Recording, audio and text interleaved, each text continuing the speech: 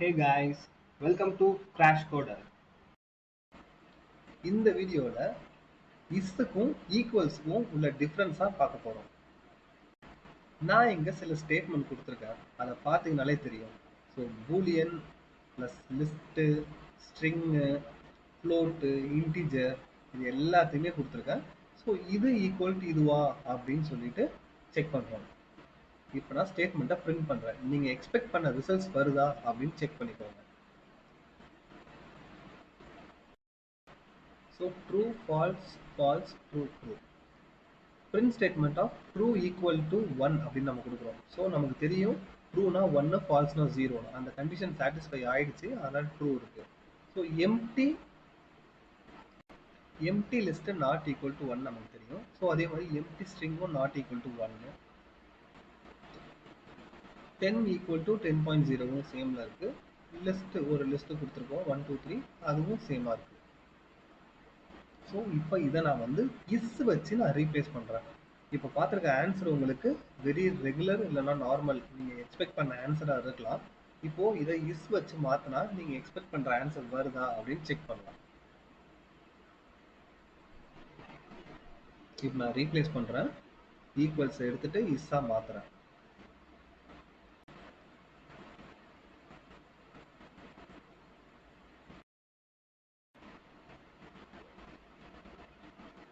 இப்போ நான் பிரிண்ட் கொடுக்குறேன்.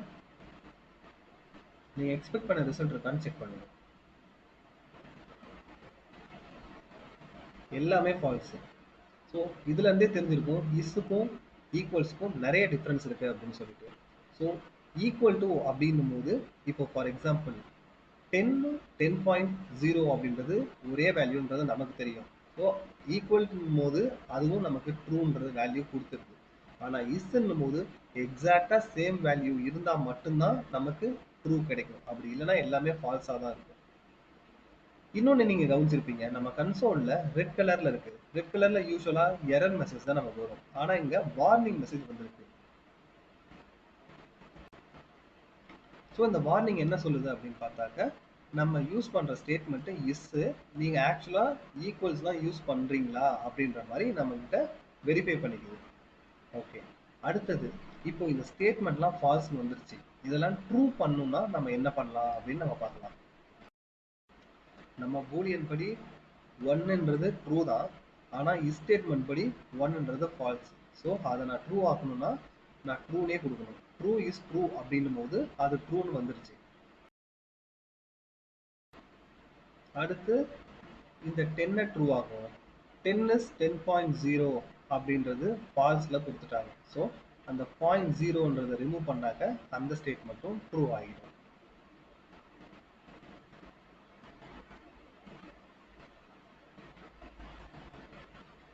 அடுத்து எம்டி ஸ்ட்ரிங்கை இங்கே நான் சேஞ்ச் பண்ணுறேன். ஸோ மேட்ச் ஆகும்போது அது ட்ரூ ஆகுது.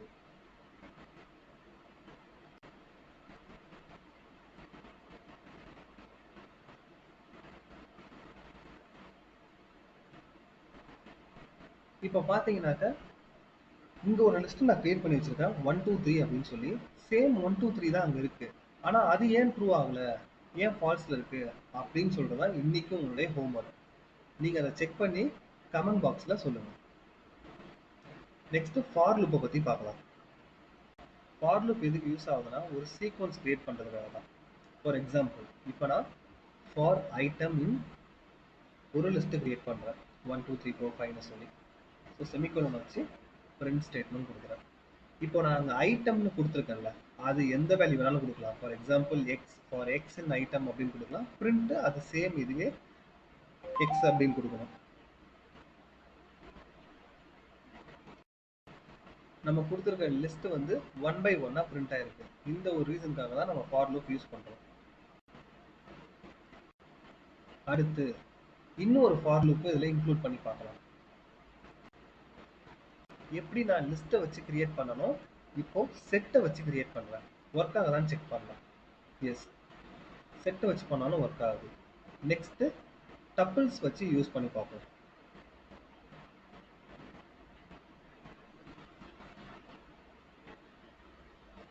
Same results. So list set tuples எல்லாத்து கூடவும் ஃபார் லூப் ஒர்க் ஆகுது. இப்போ ஒரு ஃபார் லூப்புக்குள்ள இன்னொரு ஃபார் லூப் எப்படி கிரியேட் பண்றது, அது எப்படி ஒர்க் ஆகுது அப்படின்றத பார்க்கலாம்.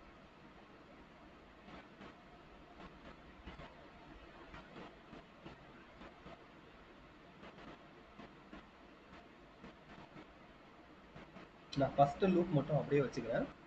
இப்போ இந்த ஃபார் லூப்புக்குள்ள இன்னொரு ஃபார் லூப், இதுக்கு நான் நேம் வந்து ஐட்டம் 2 அப்படின்னு கொடுத்துக்கிறேன். இதுக்குள்ள நான் கிரியேட் பண்ற லிஸ்ட் என்னன்னா ஏபிசின்னு வச்சுக்கலாம்.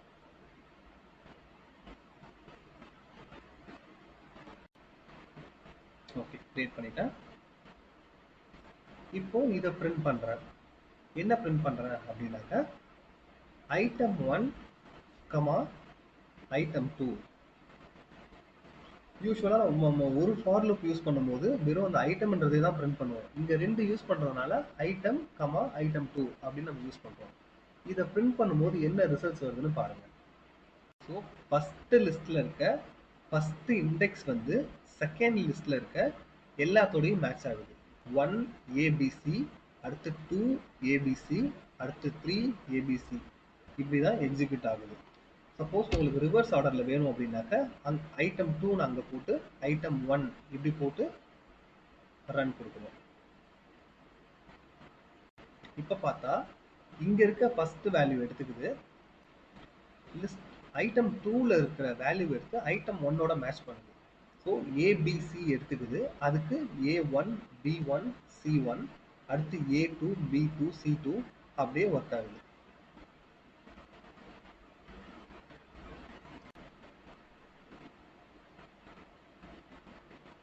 இந்த எக்ஸாம்பிள் உங்களுக்கு கிளியரா புரிஞ்சிருக்கும்னு நான் நினைக்கிறேன்.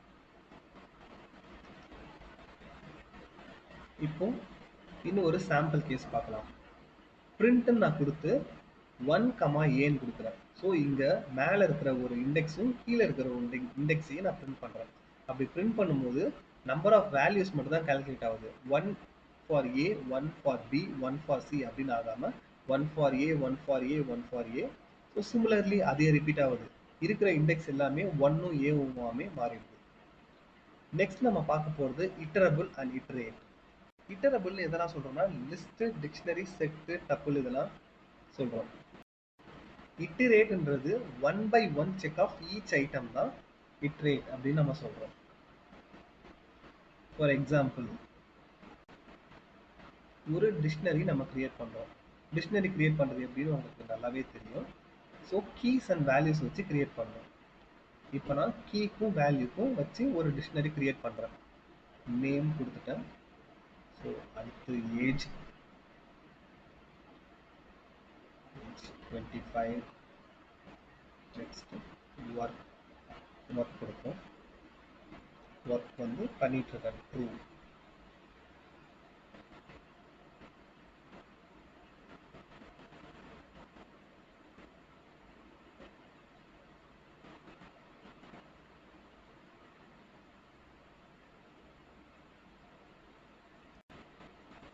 ஸோ நான் ஒரு சிம்பிள் டிக்ஷனரி கிரியேட் பண்ணியிருக்கேன். இப்போ இந்த இடத்துல நம்ம ஃபார் லூப் யூஸ் பண்ணி பார்க்கலாம். ஃபார் ஐட்டம்ஸ் இன் யூசர், இந்த யூசர்ல இருக்க ஐட்டம்ஸ் நான் முன்னாடியே சொன்ன மாதிரி ஐட்டம்ன்றது எந்த ஒரு நேம் வேணாலும் யூஸ் பண்ணிக்கலாம். எக்ஸ் ஒய் இசட் இது வேணாலும் பண்ணிக்கலாம். யூசர் டாட் ஐட்டம்ஸ்ன்றது மெத்தட், அந்த இடத்துல நம்ம மாற்றக்கூடாது. யூசர்ன்றது நம்ம டிக்ஷனரியோட நேமு, டாட் ஐட்டம்ஸ்ன்றது அங்கே யூஸ் பண்ணுற மெத்தட்ஸ். இந்த இதை நம்ம பிரிண்ட் பண்ணுறோம் அப்படின்னாக்க உள்ள இருக்கிற எல்லா ஐட்டம்ஸும் வந்துடும். So Sintex error, invalid Sintex. Okay, என்ன தப்பு பண்ணிருக்கேன்னு பார்ப்போம். இன்டீஜருக்கு நான் வந்து ஸ்ட்ரிங்காக வச்சுருக்கேன். ஸோ அதை ரிமூவ் பண்ணிவிட்டு ரன் பண்ணுறேன்.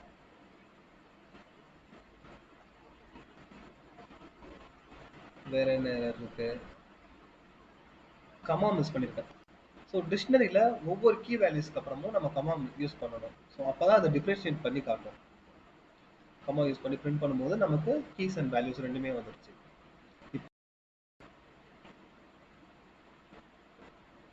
இப்போ யூசர் டாட் ஐட்டம்ஸ் இதை மட்டும் நான் பிரிண்ட் பண்ணுறேன். எனக்கு எந்த மெமரி லொகேஷன்ல சேவ் ஆயிருக்கு அப்படின்னு கிடைச்சிருச்சு. இந்த டிக்ஷனரி இந்த மெமரி லொகேஷன்ல தான் சேவ் ஆயிருக்கு.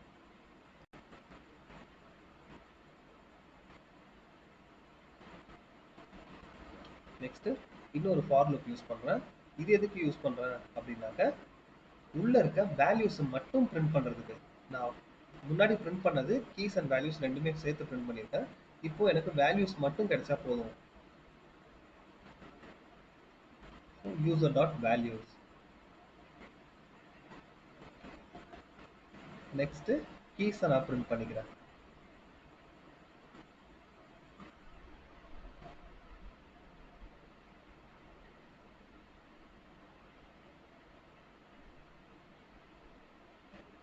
ப்ரோக்ராம் ரன் பண்றேன்.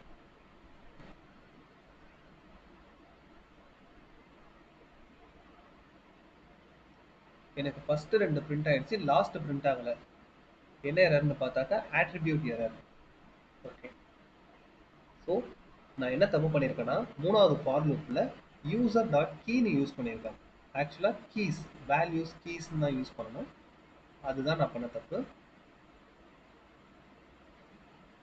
அதை சேஞ்ச் பண்ணிட்டு பிரிண்ட் பண்ணலாம் அகெயின்.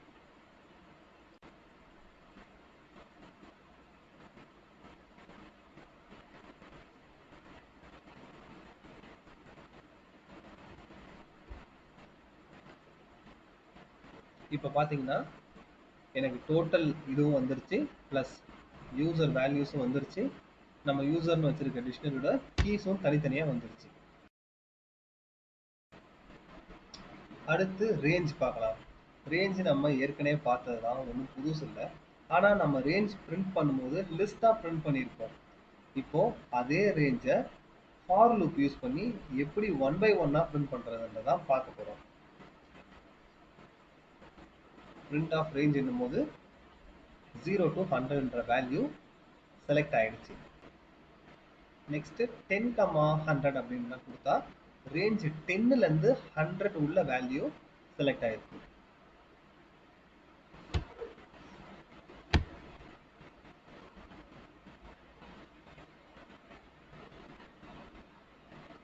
இப்போ நான் எங்களுக்கு லிஸ்ட்டை வச்சே காட்டுறேன்.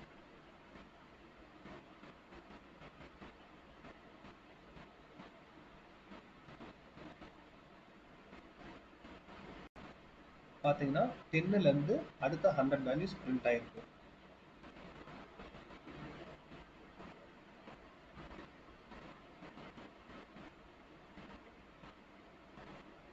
இதை அப்படியே ஒரு பக்கம் வச்சுட்டு ஃபார் லூப் யூஸ் பண்ணி இதே ரேஞ்சை பிரிண்ட் பண்ணுவேன்.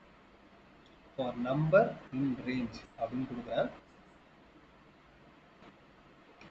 1 to 100, சாரி 1 to 10 கொடுக்குறேன். இப்போ பிரிண்ட் பண்ணுறேன் எதை, நம்பரை. ஸோ என்டர் கொடுக்கும்போது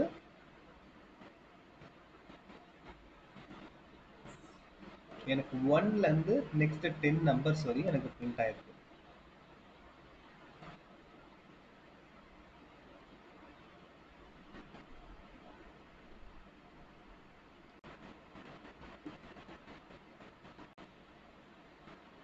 அடுத்து இன்னும் கொஞ்சம் பிகர் நம்பருக்காக போகலாம்.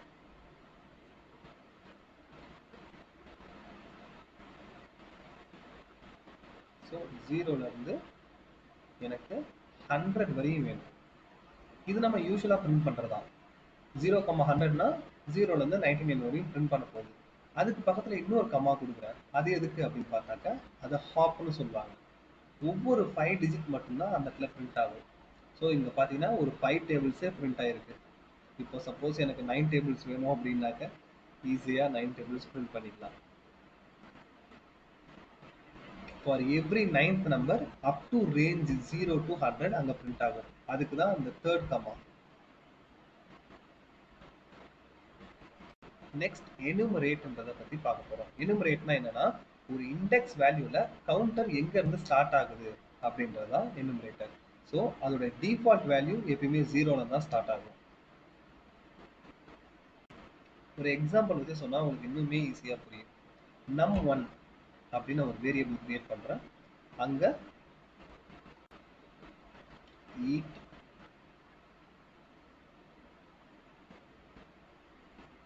sleep repeat அப்படின்ற மாதிரி கிரியேட் பண்ணியிருக்கேன்.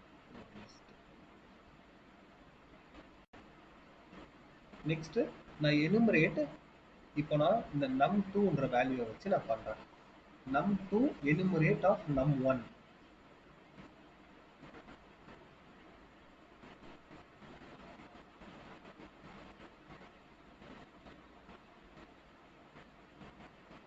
ஓகே, இதை நான் இப்போ பிரிண்ட் பண்ண போறேன்.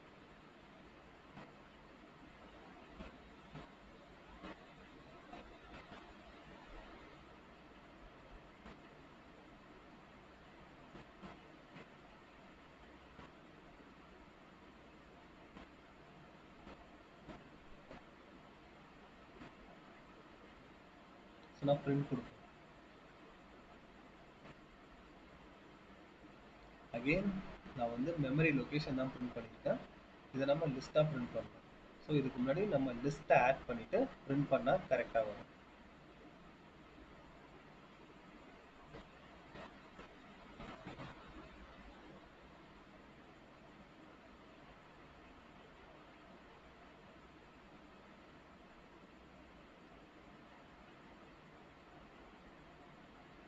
சின்டாக்ஸ் எரர் வந்திருக்கு. என்ன தப்பு பண்ணியிருக்கேன்னா, ஓப்பன் பண்ண ப்ராக்கெட்டை க்ளோஸ் பண்ணல நான்.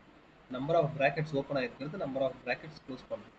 ஸோ இப்போ பார்த்தீங்கன்னா இண்டெக்ஸ் ஆஃப் 0 அதுக்குள்ள 0,8, இண்டெக்ஸ் ஆஃப் 1 அதுக்குள்ள 1, ஸ்லீப், இப்படி போயிட்டு இருக்கு. ஏன் ரெண்டு வாட்டி ரிப்பீட் ஆகுது? நம்ம கவுண்டர் நம்ம 0 to 1 2 3 கவுண்டர் இருக்கணும், 3 வேல்யூஸ் இருக்கு. இது ஏன் தப்பா இருக்குனாக்கா நான் 2 டைம் பிரிண்ட் பண்ணியிருக்கேன். ஸோ num2ன்றதையே நான் டோட்டலாக எடுத்துட்டு டைரெக்டாகவே நான் பிரிண்ட் ஸ்டேட்மெண்ட்ல எக்ஸிக்யூட் பண்றேன். இப்போ பார்த்தீங்கன்னாக்க counter 0 for eat, 1 for sleep, 2 for repeat.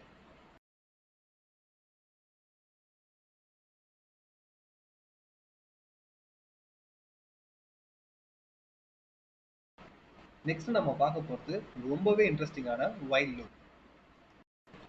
While லூப்போட ஸ்பெஷாலிட்டி என்னன்னா, அந்த கண்டிஷன் நம்ம கொடுக்குற கண்டிஷன் ட்ரூ ஆகிற வரையும் அது எக்ஸிக்யூட் ஆகிட்டே இருக்கும். ஒரு ப்ரோக்ராம் வச்சு நான் உங்களுக்கு சொல்லித்தரேன்.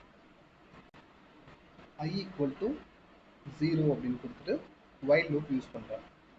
0 greater than 20 அப்படின்னாக்க print i அப்படின்னு நான் கொடுக்குறேன். ஆப்வியஸ்லி 0 சின்னது, 20 பெருசு தான். இப்போ நான் அதை பிரிண்ட் பண்ணால் அந்த 0ன்ற வேல்யூ இன்ஃபனைட் டைம் ரன் ஆகிட்டே இருக்கும், அன்லெஸ் நம்ம வந்து கண்ட்ரோல் சி கொடுத்து பிரேக் பண்ணுற வரையும். நான் இப்போ பிரேக் பண்ணிட்டேன்.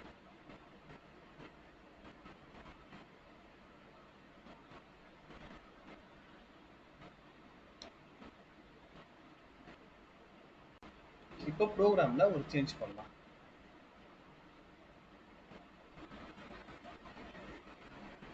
பிரேக் என்ற ஸ்டேட்மெண்ட்டை நான் யூஸ் பண்றேன்.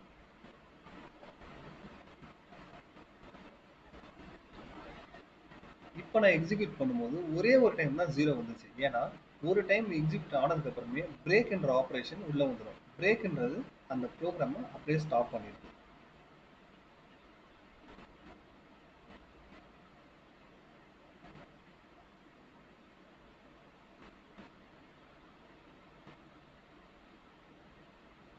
இப்போ வேல்யூ ஒன்று இன்க்ரீஸ் பண்றேன். ஐயோட வேல்யூ 0 இருக்கு, i+1 அப்படின்ற வேல்யூவை நான் இன்க்ரீஸ் பண்றேன்.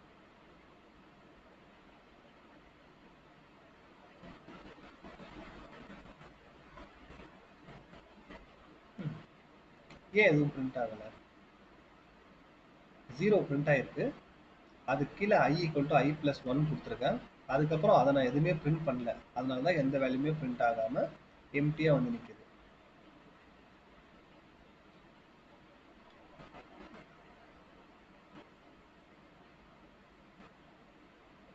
இந்த பிரிண்ட் ஸ்டேட்மெண்ட்டை i ஈக்குவல் டு i+1 அதுக்கு கீழே போட்டாக்க நம்ம நினைச்ச வேல்யூ வந்துடும்.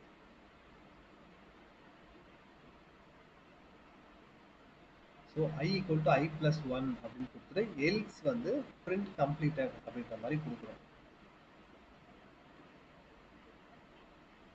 Syntax error. இண்டென்டேஷன் ரொம்பவே முக்கியம். நம்ம எங்க யூஸ் பண்றோம், ஒரு லூப்புக்குள்ள இருந்து இன்னொரு லூப் நம்ம போகும்போது இண்டென்டேஷன் ரொம்பவே முக்கியம். இப்போ எல்ஸ் பார்ட் கீழே நான் பிரிண்ட் பண்றேன். பிரிண்ட் பண்ணும்போது சேம் தான், infinite number of times print ஆகிட்டே இருக்கு. பிளஸ் ஒன் கொடுத்ததுனால ஜீரோல இருந்து ஒன்னா இன்க்ரீஸ் ஆகிட்டே போயிட்டு இருக்கு. நான் கண்ட்ரோல் சி கொடுத்து பிரேக் பண்ற வரையுமே.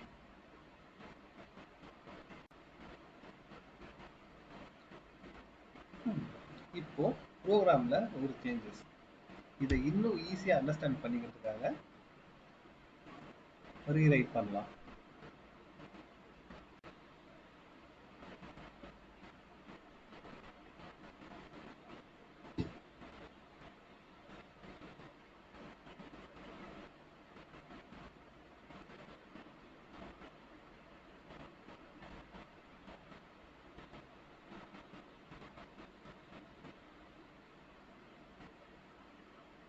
இப்போ பாத்தீங்கன்னா ஐயோட வேல்யூ 0 இருக்கு, கிரேட்டர் than 10 அப்படி இல்லைனாக்கா ஒரு வேல்யூ ஆட் ஆகுது. அப்படி ஆட் ஆகி முடிக்கும் போது கம்ப்ளீட்டட் அப்படின்றத நமக்கு கிடைச்சிருச்சு. ஸோ 10க்கு மேலே போனாக்க அது கம்ப்ளீட்டட் அப்படின்னு வந்துருச்சு.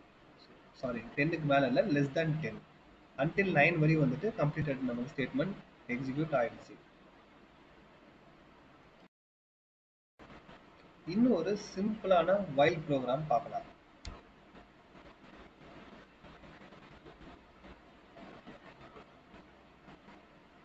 வைல் ட்ரூ அப்படின்னு கொடுக்குறாங்க. ஸோ கண்டிஷன் ட்ரூவா இருந்தா அப்படின்றதா இதுக்கு மீனிங்.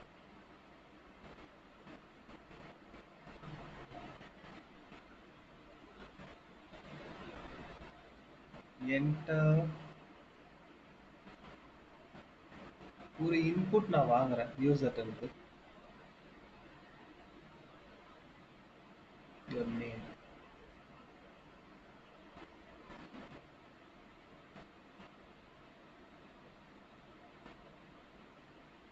இப்போ if ஸ்டேட்மெண்ட் யூஸ் பண்ணிக்கலாம். யூசர் கொடுக்குற இன்புட் நம்ம வச்சிருக்கிறதோட மேட்சா இருந்துச்சுன்னா என்ன பிரிண்ட் பண்ண போறோம்ன்றது தான் இங்க இருக்க கண்டிஷன். ஸோ யூசர் கொடுக்குற இன்புட் கிராஷ் ரெண்டும் சேமா இருக்கணும். நான் இப்போ பிரேக் பண்ணிட்டேன். என்ன நேம் அப்படின்னு கேக்குது. நான் நேம்ல என் நேம் கொடுக்குறேன். நேம் எரர் வந்துருச்சு. நேம் எரர் அப்படின்னாக்க நான் கொடுத்துருக்க வேரியபிள் நேம்ல ஏதோ தப்பு பண்ணியிருக்கேன். இங்க பார்த்தாக்க என்டர்ன்றது தான் நான் தப்பு பண்ணியிருக்கேன். என்டர் கேஸ் சென்சிட்டிவ், நான் யூஸ் பண்ண வேல்யூஸ் வேற. ஸோ என்டரை மாத்துறேன்.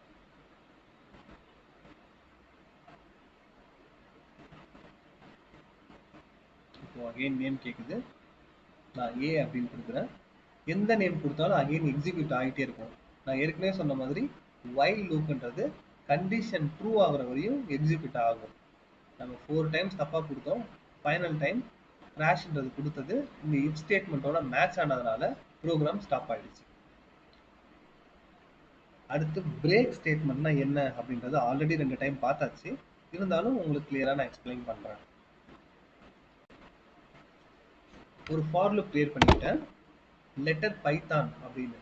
இப்போ அந்த பைத்தான் லெட்டருக்குள்ள இருக்கிறத நான் பிரிண்ட் பண்றேன். எப்படி பிரிண்ட் பண்ணணும்? யூஸ்வலா ஃபார் லூப் PYTHON அப்படின்னு ஒவ்வொரு லைன்ல பிரிண்ட் பண்ணும். சேம் தான். அதை நான் இங்க பிரேக் ஸ்டேட்மெண்ட்டை யூஸ் பண்றேன். இப்போ லெட்டர் வந்து ஓ மேட்ச் ஆச்சுனாக்க பிரேக் பண்ணுவீங்க. அது வரையும் அந்த ப்ரோக்ராம் ரன் ஆக போகுது.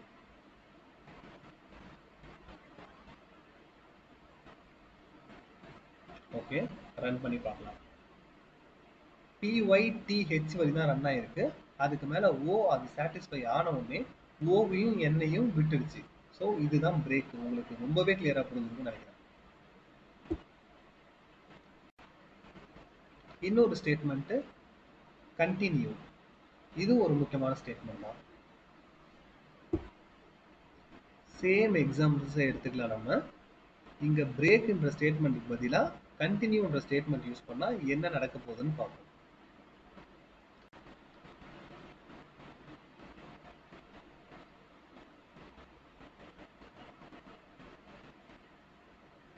பிரிண்ட் பண்ணா எக்ஸிக்யூட் ஆயிருக்கு. PYTH வந்துருச்சு. ஓ இருக்கிறத விட்டுடுச்சு. அடுத்து என்ன வேல்யூ இருக்கோ அதை ரன் பண்ண ஆரம்பிச்சிச்சு. செக் பண்ணீங்கன்னா தெரியும், PYTH வந்துருது. ஓ விட்டுட்டு அடுத்து இருக்க வேல்யூவை எக்ஸிக்யூட் பண்ண ஸ்டார்ட் பண்ணிடுச்சு. இதுதான் கண்டினியூ. அடுத்தது பாஸ்.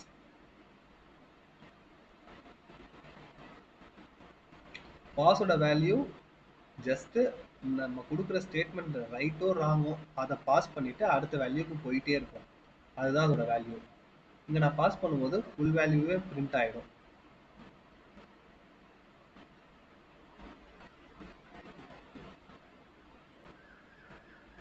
தேங்க்யூ ஃபார் வாட்சிங். நெக்ஸ்ட் வீடியோஸ்ல இன்னுமே இன்ட்ரெஸ்டிங்கான டாபிக்ஸ் நிறைய இருக்கு. Stay tuned.